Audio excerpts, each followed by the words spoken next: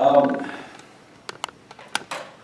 understand the need that we have, and I'm not disputing the need for what we've got, and I certainly get the adage of a stitch in time saves nine, and the need to address these quickly. And I understand also that this is a referendum that will send to the voters, and the voters will have a chance. But the voters also expect us to do the homework and the heavy lifting on these issues to send them the best possible proposal. Could you address the methodology that has led us to a sales tax in light of the fact that we're, as a state of Arkansas, we're one of the highest sales taxes, and one of the highest sales taxes in the country, one of the highest income taxes in our region, and our gas tax is also one of the highest in our region as well. That, in comparison to the fact that our median income is in the upper 40s as well, it's a teeter-totter that's on the opposite ends. Could you explain the methodology of why a sales tax at this juncture is the best method for us to address these needs? Again, not disputing that we have the needs, but is there another way that we can address this, and why did the Blue Ribbon Commission come up with this proposal? Well, he let Director Bennett answer part of that, and then I may ask Craig Douglas with Good Roads Foundation to come up, who was instrumental in polling this, looking at options, and discussing that also to shed more light on it. Craig, why don't you go ahead and table? Yes, sir.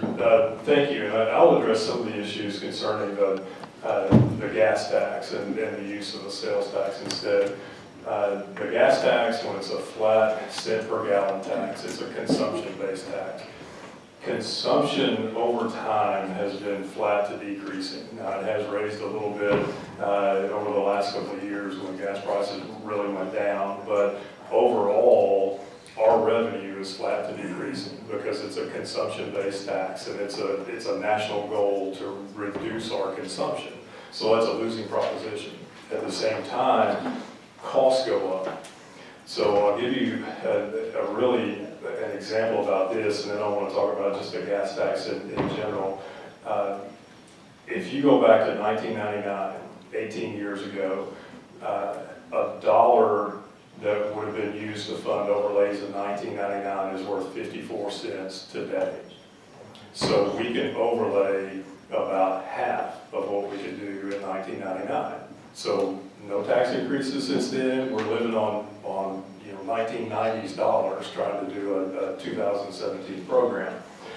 So when you have a sales tax on fuel, it's based on two things. It's based on price and it's based on consumption. So we have been looking in every state in the country and at the federal level, you've been looking for some source of highway revenue that would be more sustainable, that would grow over time as income grows, as costs grow. So that was the reason really for the sales tax. Now, it's really out of my realm of expertise to talk about income tax and all of those sorts of things, but I do want to make sure everybody understands that when you're talking about gas tax for highway improvements and comparing us to our neighboring states, you're comparing apples and oranges. We don't get general revenue for highways. We've tried that, like Representative Douglas said, over the last couple of sessions. We don't get general revenue for highways. Whether it came from a road user source or not, we don't get general revenue for highways. The states around us do. Texas just passed a bill to transfer all the sales tax on new and used vehicles to highways. That's what we consider general revenue. Louisiana gets general revenue. Oklahoma gets general revenue. Theirs is income tax that goes to highways. Missouri gets general revenue. They get revenue from the sales tax on new and used vehicles. Mississippi gets general revenue. Tennessee doesn't get very much general revenue, but to give you a comparison there, Did you say Mississippi? Mississippi gets general revenue. Yes, Mississippi gets general revenue for highways.